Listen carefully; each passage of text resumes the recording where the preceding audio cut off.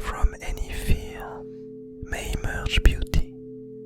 Welcome. Today's doodle is a particularly special one, where we are gonna go through a lot of information. Basically, last month, for the end of January, I had this tiny gift thingy that was running, where a few people participated, and one of the prizes was a free commission, where basically I drew a character based on someone's personality, based on someone's answers to 3 peculiar questions. And so that's what we are going to do today. So the person by which this doodle is inspired is Ner. Ner made this in a DeviantArt. And so I'm not yet sure if I'm gonna keep the following part of the recording. I'm gonna see whether this person likes it or not. But basically I'm gonna begin by reading her answers to these 3 questions. And we are gonna start to discuss what led me to the different decisions I made in this doodle, according to these particular answers. And so to the first question that I asked her, "What is your tale?" she answered, "My parents were a schizophrenic and a meth user.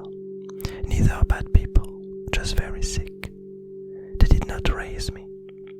Most of my life prior to adulthood consisted of being consistently failed by nearly every adult around me, even by outsiders like teachers and therapists. I saw more violence and suffering of others than would ever be necessary. Experienced plenty firsthand as well. I was diagnosed with Asperger's, amongst other things.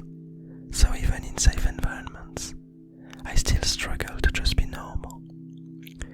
I think I became a decent adult despite. It is important to remember the past when trying to make decisions for my own family. Husband, toddler, myself. As I never want to see anyone else suffer, I want to give, not take or scar. When possible, we laugh about it all.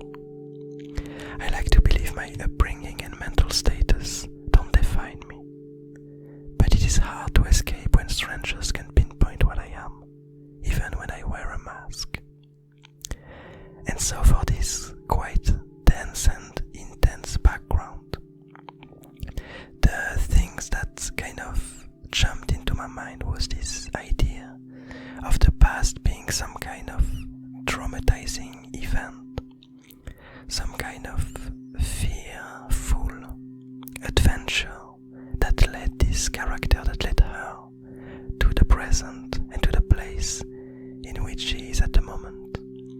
But despite these dangers and the things that happened in the past, she managed to somehow turn it into something in which her family and the people around her could be safe and avoid the dangers that she had to go through. And so kind of this first notion led me towards this character that would somehow come from a place of a lot of danger and unknown. And so that's why we are gonna see in this doodle that her character is actually linked to the abyss, to this unknown mass that grows in the abyss garden and that tends to swallow everything around it. That is kind of a representation of fear and the unknown. And so we will see that the character that emerged from there is kind of coming from this abyss. Now if we go towards the second question that she answered, which was, "How does it feel to be you?" Her answer was, "Fear is default. I fear people getting hurt. I fear being one to hurt people. I fear being alone. I fear being in my own head. I fear the future and the past. Fear is is a blinding light. I want to create. Creation drives my will to live like nothing else. I like to think about things that don't really exist.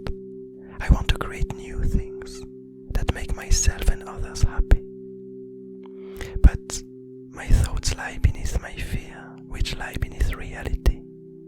Trying to pull my ideas through what lies above, so that they can be shared on the surface, is a major struggle. As of late, I have lost many comforts on the surface, and feel I have no choice but to sink down and stick to the flow of my thoughts. This whole feeling is hard to describe. Apologies for the metaphor. So, here, the main takeaway that I got from these utter fears that she seems to be constantly feeling around her about her past and her future, the way that I wanted to show it in the doodle was through, once again, this abyss that kind of surrounds her, that surrounds her character, as if, we're gonna talk about the lore later, but as if her character was born inside of this abyss, and has always known that, and whatever surrounds her constantly is this impenetrable unknown, this fear that anything could happen at any moment and destroy whatever she has, engulf her own existence. And so finally, for her last answer to the last question, which was, what are you seeking? She said, home, comfort, peace. I want to feel like I have done something good. It would be nice to live in a world where the happy endings and close relationships we write about are real, where kindness rewards kindness. Maybe it can be tricked into becoming real. And that's kind of the most important part that I kept from this whole character design, in a sense, is that despite the fear that surrounds her and this unknown and all these potential dangers, she still manages to turn them, or she wants to turn them, into something comforting. She is looking to create a home for herself. And so, here, when we combine all of these different elements that we have from her answers, I basically ended up like I did for the first commission that I had. I ended up making a few doodles and noting down a few key ideas in order to create this character of her. And so I'm just gonna read down a few of these tiny notes. So I wrote down the need for safety. So we are gonna have a character that feels the need to kind of feel at home and to get away from any danger. Then I noted down scared/fear.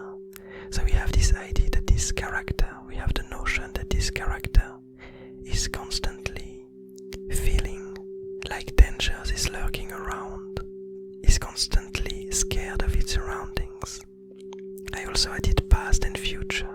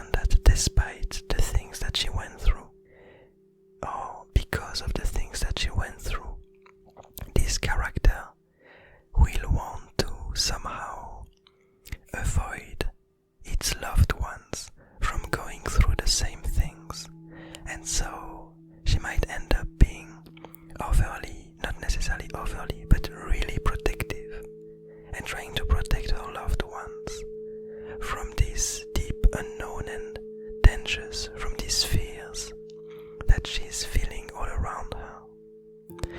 Then I noted down wise, so wisdom.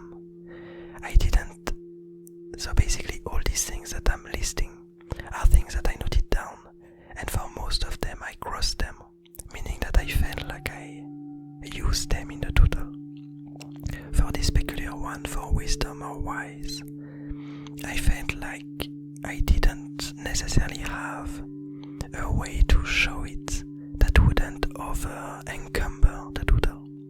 And so this idea will not necessarily be shown in the doodle. Then we have giving.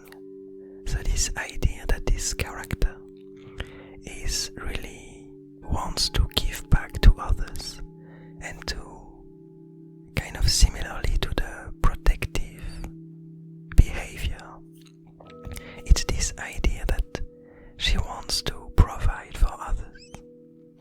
Then we have scars that I noted down, where I kind of wanted this character to have some visible scars, to kind of show that it's been through some adventures and some traumas in the past, but that it managed to survive them, kind of what the scars represent. Then I added down social needs. So I kind of picture this character of needing to have someone, other beings around to be able to protect them, and to have this need to not be alone, surrounded by these fears, and to kind of rely on other beings, even if it means needing to protect them. Then I added creative/crafty, the idea that this character wants to bring things to existence, not necessarily to change things, but to bring new things into existence. And so we are gonna see here that the way I interpreted it here with this character, the way I used it, is this idea that this character is able to turn her fears, to turn the surrounding abyss into some playful creatures and some really beautiful new beings, to turn the fears into harmless entities. Following on the list, we're close to the end. We have bring happiness. So yeah, again, this idea of giving to other creatures and to protecting them, to create some kind of shelter for the loved ones of this character. And second to last, we have journey towards home, which is kind of an important part of her answers, her last answer. There was really this notion of home, of comfort, of peace, and I feel like it's something that will really add a lot to the character. But once again, I felt like this notion, I couldn't really find a way to add it within the other ideas that I had for this peculiar scene. So I'm guessing that we are gonna see her journey towards home in some future doodles. And yeah, that's pretty much it. Then it was just a few doodles here and there that I made. So we can now discuss the character in itself that I came up with to represent all of these different ideas. So first of all, for her visual, given this idea of fear and kind of wanting to be safe from the unknown and from trauma from the past. So as I alluded from before, we see that a few of the roots of this character come directly from the abyss. But then we also see that this character is some kind of mushroomy lady. And so you have these huge mushroom caps that kind of acts as a symbol of protection and safety, where this character could hide into in case of danger. And she has kind of a tiny body and a lot of stringy mycelium strands around her body. And with this idea of her having a scar, we see that one of her eyes is kind of shut down, and that it got closed and overrun by this mycelium at some point in the past, and that now she can only use one of her eyes, which kind of also adds a bit to this idea of being blinded by the unknown and by the fears that surround her, that she's physically half blinded and have an easier time to get scared because of the lack of information she has from her environment. Then we have a second character that is actually a super tiny version of herself on the left of the doodle, which is tightly interconnected with his mom. And so we see this super tiny mushroom person, which seems to be quite curious and playful. And we have all of these strands of mycelium that warp around it in order to protect it from the surroundings. Then we have all of the humongous mass that is around them, which is this abyss that tries to engulf them. We see all of these tentacly flames that try to reach towards them. And so we have this symbol that no matter if it's in the past, meaning on the left of the doodle, or in the future, meaning on the right of the doodle, there's abyss everywhere, meaning that the past of this character is really blurry. We have no idea where she comes from. All we see is dangers and unknown. And same for the future. She can't see further away than a few meters. She's literally surrounded by this darkness, by this abyss, surrounded by fears. But despite this environment that surrounds her, we can see that she slowly manages to turn her tiny place, her tiny home, inside of this bubble of fear, into a really warm and playful space. We can see her turning one of the limbs of this abyss into a tiny flying moth, into a tiny creature that flies around and seems really playful. We can see another one of those kind of flying around towards her toddler. And we see this tiny shroom being really intrigued with it and wanting to catch it or to play with it. And we also have on top of her cap and on top of her toddler's cap, this mushroom cap, we see that we have all of these black bubbles that kind of emerge from it and end up turning into some kind of light that repel the abyss. And so we have this whole notion that even though she has all of these fears that she absorbs over time, she manages to slowly turn them into something that protects her and her loved ones. She manages, this shroom lady, this shroom creature, manages to turn all the fears that she comes from into warm and protective compounds that make her and her toddler feel at home.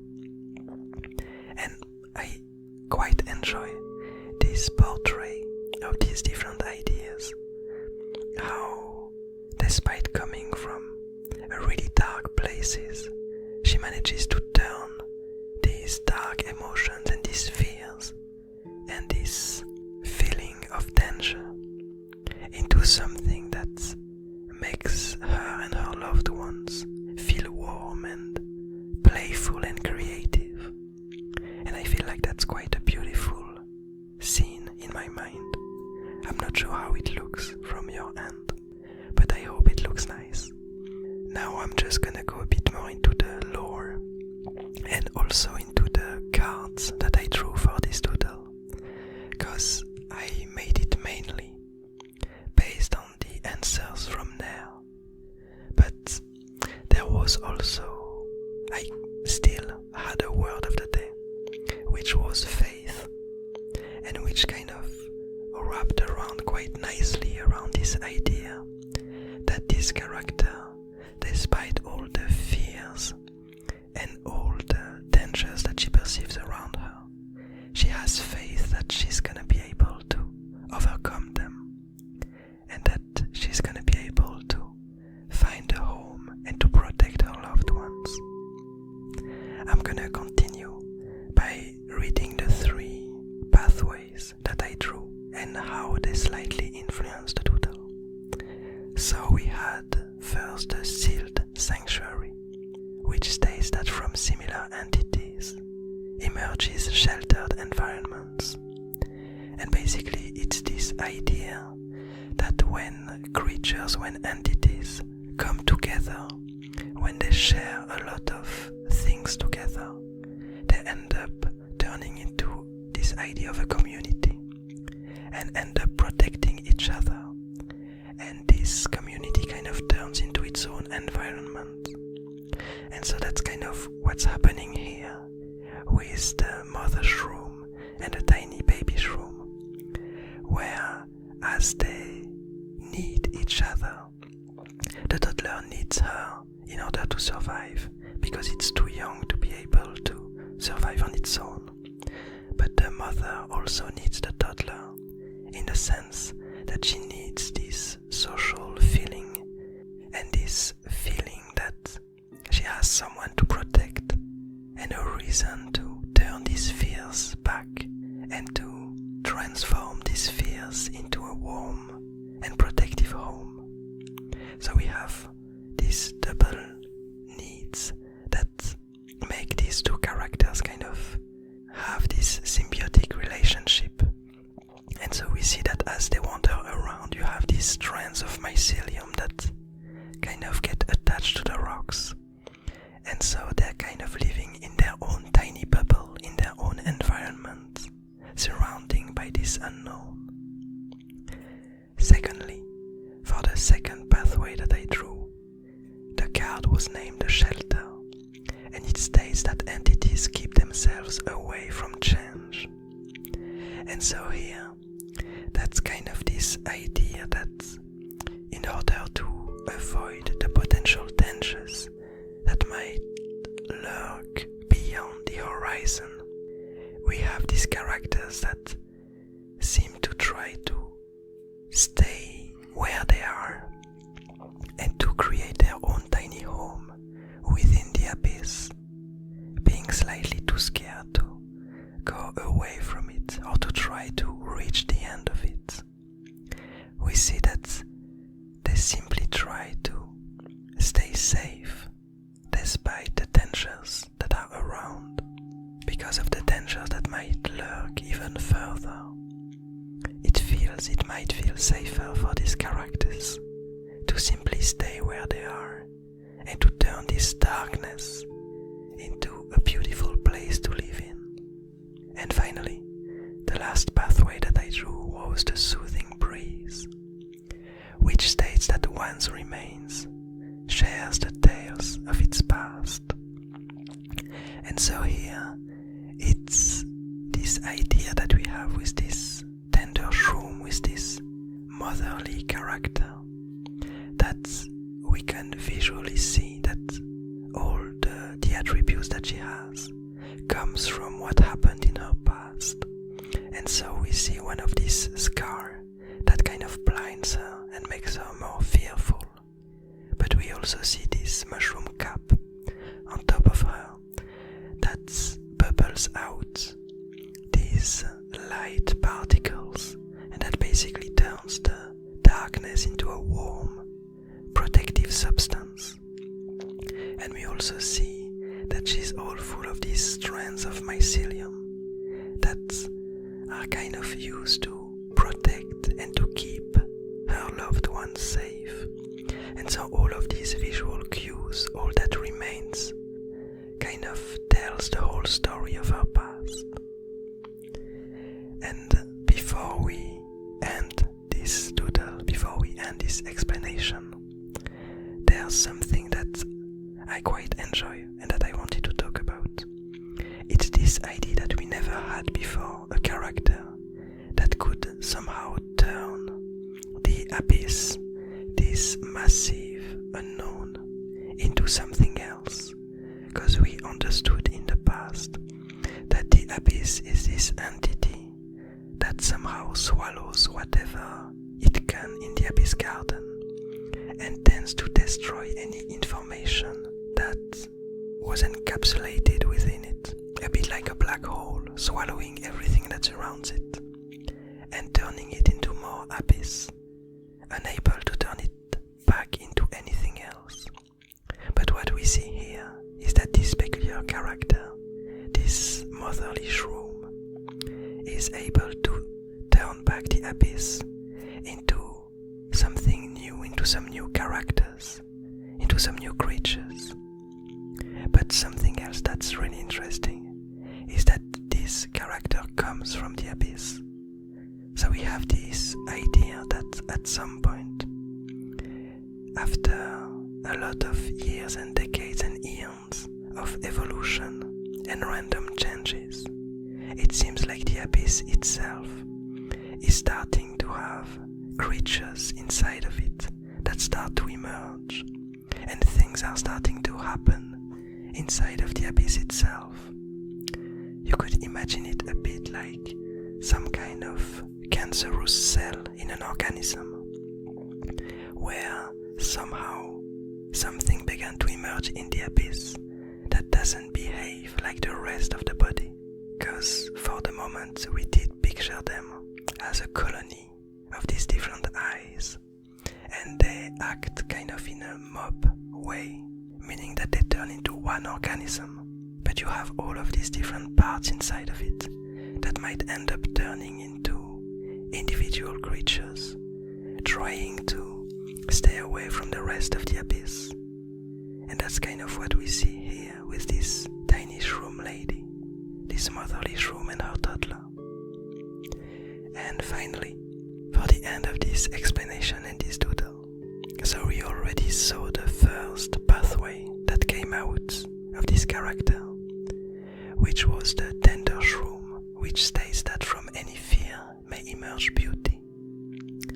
But like it happens here and there in the different doodles, sometimes I end up with multiple pathways for a specific doodle.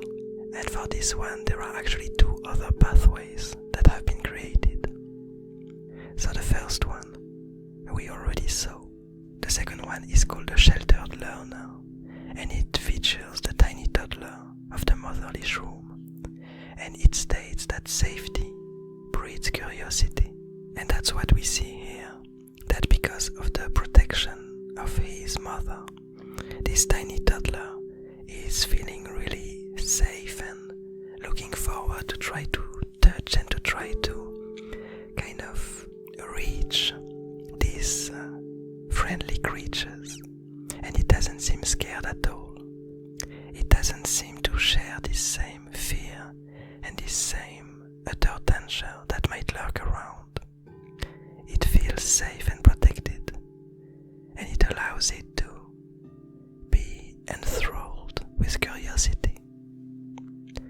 And finally, the last pathway that emerged from this doodle is the fearless moth, which states that the unknown is threatless to the blind.